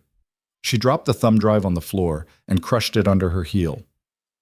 "You're not the first people to try to expose government secrets, and you won't be the last, but you will fail, just like all the others." Elena tested the zip ties. They didn't budge. She could feel her hands starting to go numb. "Why are you telling us this?" Marcus asked, his voice raw. "Why not just kill us and be done with it?" "Because I want you to understand something," Calloway said. "I want you to know that you lost. That all of this, the running, the fighting, the belief that you could somehow win against the system, was pointless. I want that to be the last thing you think about before you die." Mercer pushed off the support beam and walked closer. "The official story is simple. 2 fugitives wanted for killing federal agents broke into a journalist's home, took her hostage, and died in a firefight with law enforcement. Miss Rivera will confirm the narrative under oath. She'll say you were unstable, violent, convinced of conspiracy theories that had no basis in reality." Jenna's voice shook. "I won't." "Yes, you will," Mercer said, "because if you don't, your daughter dies. She's 7 years old, isn't she? Emma, 2nd grade, attends Roosevelt Elementary. Gets picked up every day at 3:15 by your ex-husband." He pulled out his phone and showed her a photo. A little girl with dark hair and bright eyes laughing on a playground. Jenna's face crumpled. "Please, please don't." "Then you'll do exactly what we tell you," Mercer said. "You'll recant everything. You'll say these two coerced you. You'll testify at the inquiry, and your daughter stays safe." Elena's chest tightened. They'd thought of everything, every angle, every threat, every person who might care enough to tell the truth. Calloway walked a slow circle around the chairs. "You see, Captain, this is what you never understood. The truth doesn't matter. What matters is power. Who has it? Who uses it? Who decides what reality looks like for everyone else? You had no power. You were just a nurse hiding in Seattle, hoping the world would forget you existed, and it would have, if you'd just stayed quiet." 8 men are dead," Elena said, her voice hard. "And you're talking about power like it means something." "It means everything," Calloway said. "Those 8 men died because of a mistake. A tragic, unavoidable mistake made in the fog of war. Their families received death benefits, full honors, and the comfort of believing their sons and husbands died as heroes. What would exposing the truth accomplish? It wouldn't bring them back. It would just destroy the families all over again. They deserve to know what happened." "They deserve peace," Calloway said, "and we gave it to them. You're the one trying to take it away." Elena shook her head. "You're twisting this, making it sound like you're protecting people when all you're doing is protecting yourself." "I'm protecting the institution," Calloway said. "I'm protecting the military's credibility. I'm protecting the ability of this country to conduct operations without every decision being second-guessed by people who weren't there and don't understand the stakes." "The stakes were 8 lives," Marcus said, his voice breaking. 8 men I served with. 8 brothers who trusted the chain of command to keep them safe. And you let them die to cover up a contractor's corruption. Calloway's expression didn't change. Sergeant Vale, you've been diagnosed with severe PTSD. You've assaulted civilians. You've destroyed property. You've spent the last 2 years spiraling into madness. No one will believe a word you say. Then why are you so afraid of us? Marcus asked. For the first time, something flickered in Calloway's eyes. Anger. Real anger. I'm not afraid of you, she said. I'm cleaning up a mess. That's all this is. A mess that should have been resolved 2 years ago. Mercer checked his watch. We need to move. The team is waiting. Calloway nodded. She looked at Elena one last time. For what it's worth, Captain, you would have made an excellent operative. You have the skills, the discipline, the intelligence. If you'd just been willing to see the bigger picture, you could have had a real career. I had a real career, Elena said. I saved lives. I helped people. I did something that mattered. You just bury bodies and call it patriotism. Calloway's jaw tightened. Goodbye, Captain Reeves. She turned and walked toward the exit. Mercer followed. And that's when Elena heard it. A sound. Faint. Distant. Coming from outside the warehouse. Sirens. Lots of them. Calloway stopped. Her head turned toward the entrance. Mercer's hand went to his sidearm. The warehouse doors burst open. Captain Ray Donnelly stormed in with a dozen Seattle PD officers behind him, weapons drawn, vests on, faces hard. Behind them, federal agents and FBI windbreakers fanned out, securing the perimeter. Nobody move! Donnelly shouted. Calloway's face went pale. Mercer stepped back, his hand still on his weapon but not drawing it. Donnelly's eyes swept the room, taking in the scene. 3 people tied to chairs, 2 federal officials standing over them, the clear setup of an execution about to happen. Director Calloway, Donnelly said, his voice flat and cold. Colonel Mercer, you're under arrest.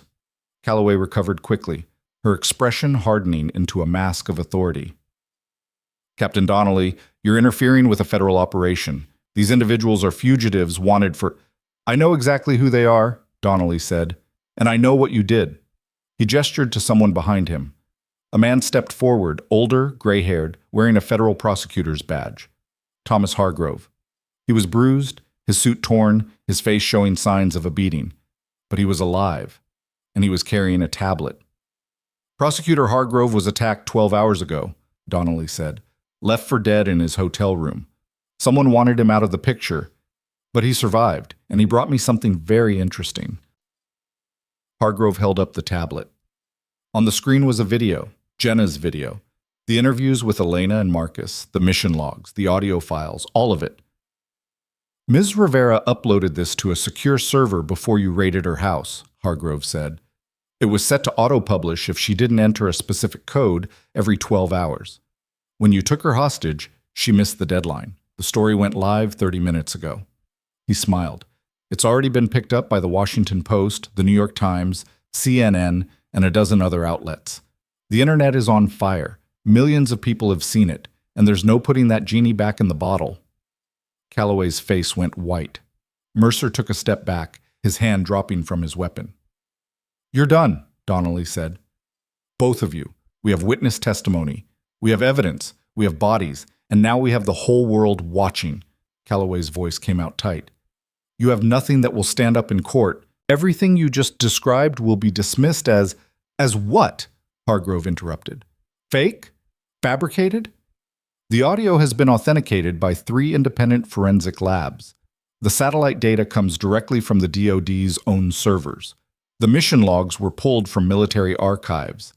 And the witnesses, he gestured to Elena and Marcus, are decorated combat veterans whose testimony will be compelling enough to convince any jury in the country.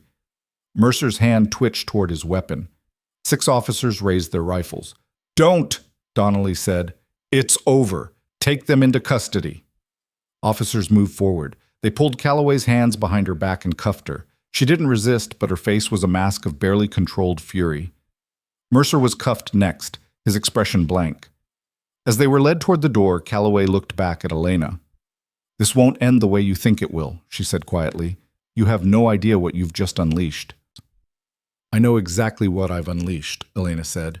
The truth. Calloway was pushed through the door and into the night. Donnelly moved to Elena and cut her zip ties with a knife from his belt. Marcus and Jenna were freed next. Elena's hand screamed with pain as circulation returned, but she didn't care. "How did you find us?" she asked. Donnelly gestured to Hargrove. "He called me, told me what happened at the safe house, told me that the whole thing smelled wrong. We started digging, found surveillance footage showing unmarked vehicles leaving the scene, tracked them here. And when Ms. Rivera's article went live, we knew we had to move fast." Hargrove walked over to Elena. "I'm sorry I couldn't protect you. I underestimated how deep this went." "You're alive," Elena said. "That's more than I expected." "So are you." Hargrove's expression was serious. "And now you're going to get your day in court. All of you." Jenna was crying, her body shaking with relief and exhaustion. "My daughter, is she?" "Safe," Donnelly said. "We have officers with her now. No one's going to touch her." Jenna collapsed into a chair, sobbing. Marcus stood slowly, his legs unsteady. He looked at Elena. "We did it." "We did," Elena said. But even as she said it, she knew the fight wasn't over. It was just beginning. The next 6 months were a blur of depositions, grand jury testimony, and media appearances. Elena and Marcus became the faces of the scandal, their stories told and retold across every news platform in the country. The Kandahar 8, the media called the soldiers who died. Their names became household knowledge. Their families finally learned the truth. Richard Breslin had died in a car accident, but his company was dismantled by federal investigators who uncovered a web of corruption stretching across 3 continents. 12 individuals were indicted on charges ranging from conspiracy to murder to falsifying federal documents. Director Sarah Calloway and Colonel David Mercer went to trial together. The proceedings lasted 4 months. Elena testified for 3 days straight, recounting every detail of the mission, the cover-up, and the threats that followed. Marcus testified next, his voice breaking as he described the moment the bombs fell and the men he couldn't save. The jury deliberated for 8 hours. Guilty on all counts. Calloway was sentenced to 30 years in federal prison. Mercer got 25. Neither showed any emotion as the verdicts were read. But the moment that meant the most to Elena came 3 weeks after the trial ended.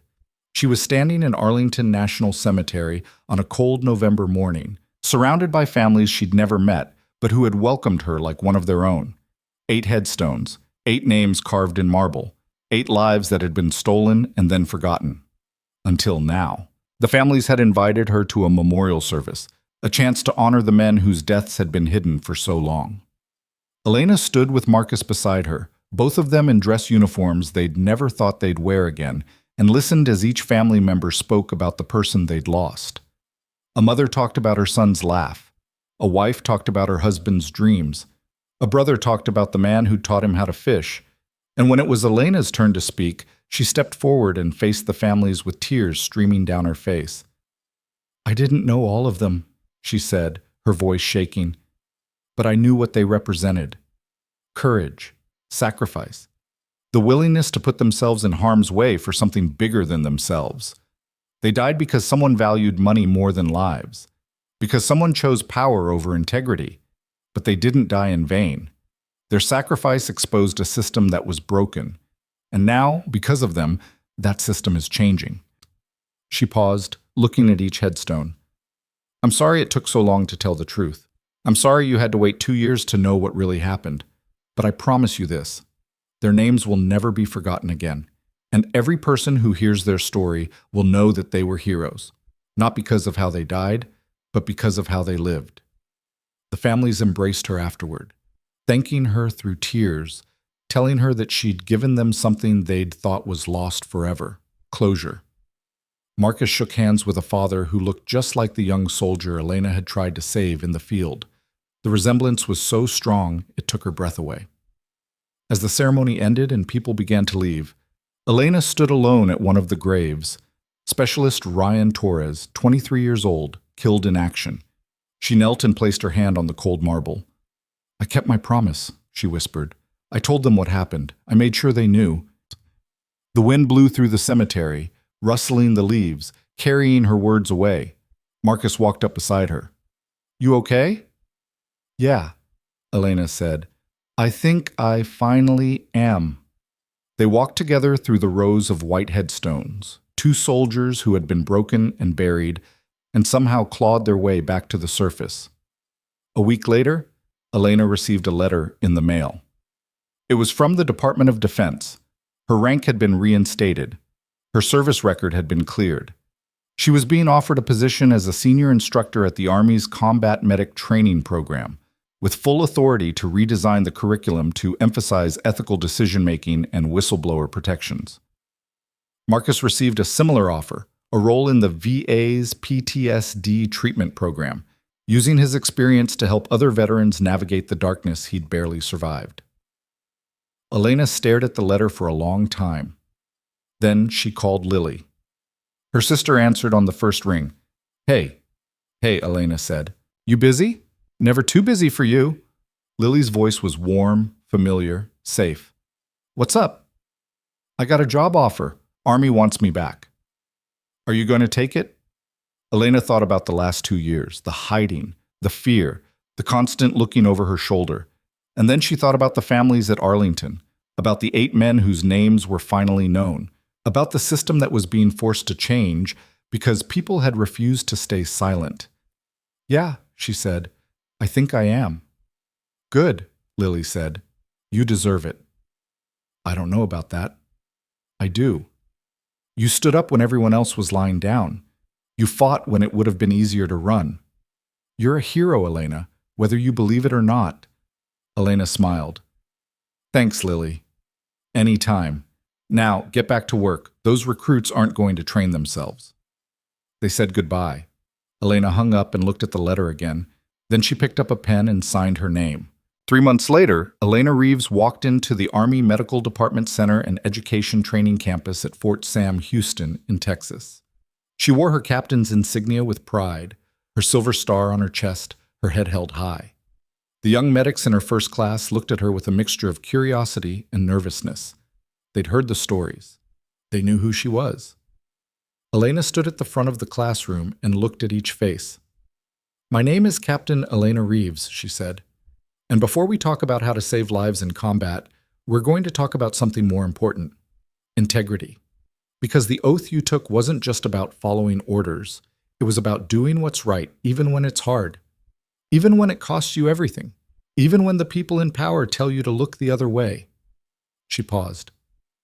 2 years ago, I watched 8 soldiers die because someone chose profit over people.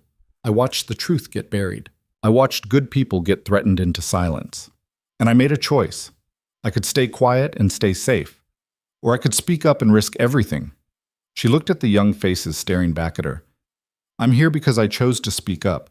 And I'm here to teach you that you have that same choice. Every single day. In every decision you make. You can be the person who looks away. Or you can be the person who stands up. The person who tells the truth. The person who fights for what's right, even when the whole world is telling you to stop. One of the recruits raised her hand. Captain, what if we're not strong enough? What if we can't do what you did? Elena smiled. You're stronger than you think. I know, because I used to be you. Scared, uncertain, convinced I wasn't enough.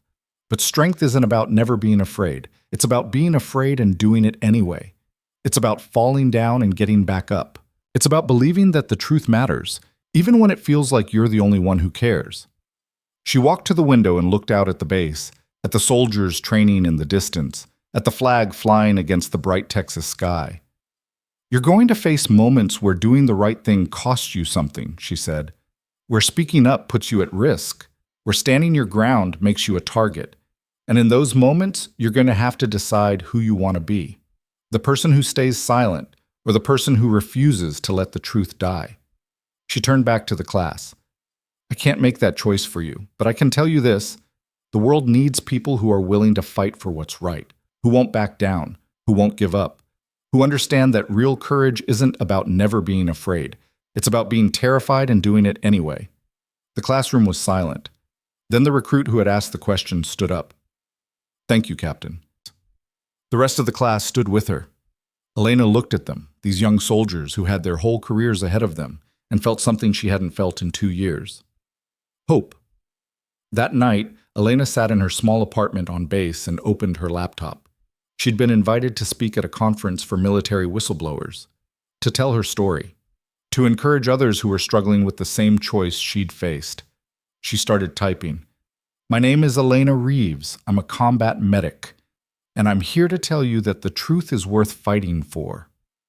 As she wrote, she thought about the warehouse, about Calloway's face when the police stormed in, about Marcus's voice breaking as he testified, about the families at Arlington finally getting the answers they deserved, about the moment she stopped running and started fighting back. The quiet nurse everyone had underestimated had brought down an entire conspiracy, had exposed corruption that reached the highest levels of military command, had forced the system to acknowledge its failures and commit to change. And now, she was training the next generation to do the same. Elena Reeves had been dismissed, threatened, hunted, and nearly killed. But she survived. And in surviving, she'd proven something that every person who had ever doubted her needed to learn. The truth doesn't care how small you are. It doesn't care how scared you are. It doesn't care if you're a 7-foot giant or a 5'4" nurse everyone thought was too weak to matter. The truth only cares about one thing, whether you're brave enough to speak it. And Elena Reeves had spoken. The world had listened, and nothing would ever silence her again. 6 years later, Elena stood in front of a different kind of audience.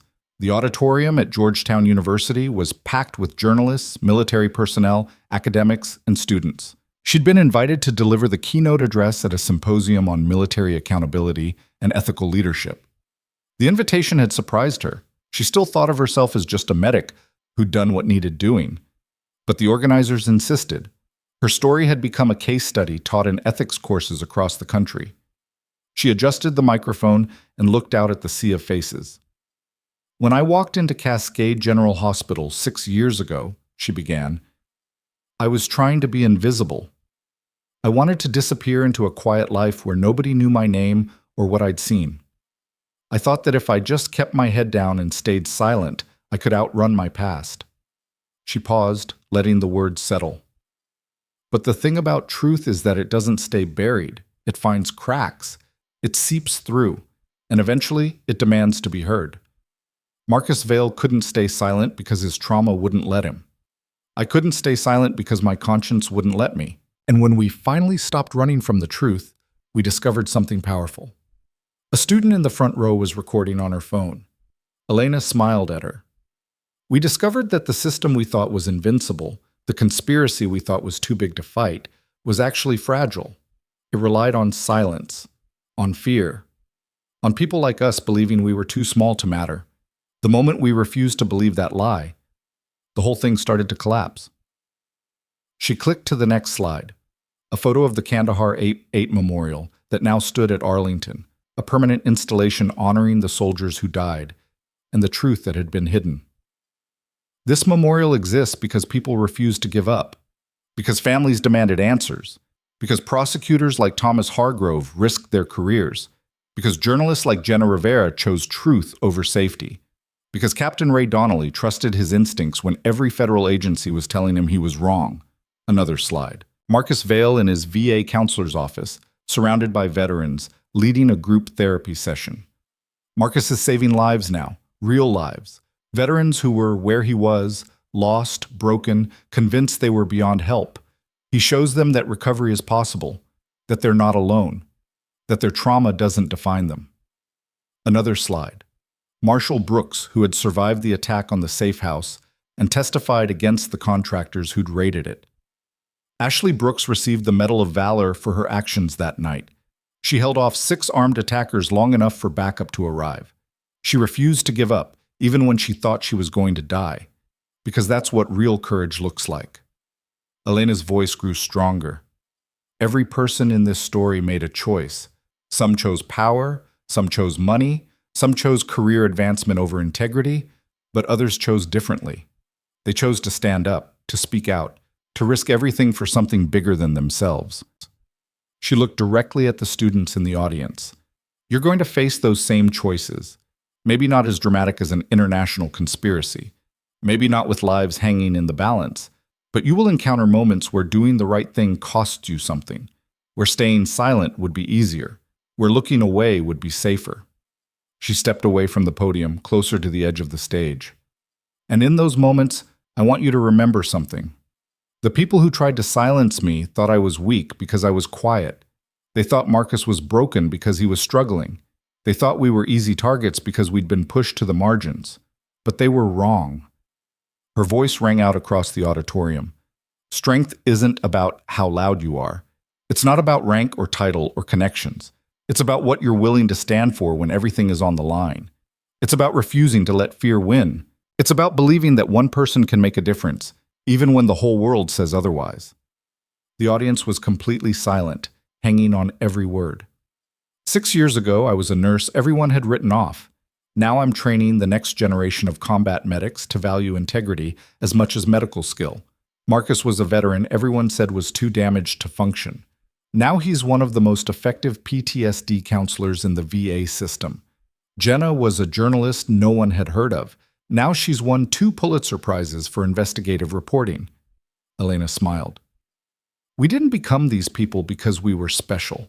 We became these people because we refused to accept that our voices didn't matter. And that's the message I want you to leave with today. Your voice matters. Your choices matter. Your courage, no matter how small it feels in the moment, can change the world. The applause started slowly, then built into a standing ovation that lasted for minutes. After the speech, Elena met with students who had questions, signed copies of the book she'd co-authored with Marcus about their experience, and posed for countless photos. One young woman, barely 20, approached with tears in her eyes. "Captain Reeves, I'm a military brat. My dad served in Afghanistan. He died 3 years ago, and they told us it was just bad luck, an accident. But there were always things that didn't add up. Your story gave my mom the courage to push for answers. We finally learned the truth last month. It wasn't an accident, and now people are being held accountable." Elena pulled her into a hug. "I'm so sorry for your loss, and I'm proud of your mom for not giving up. She said I should thank you, that you showed her it was possible to fight the system and win." "You don't need to thank me," Elena said. "Just promise me you'll do the same thing if you ever see injustice. Don't look away. Don't stay silent. Be brave." The young woman nodded, wiping her eyes. As Elena walked out of the auditorium that evening, her phone buzzed.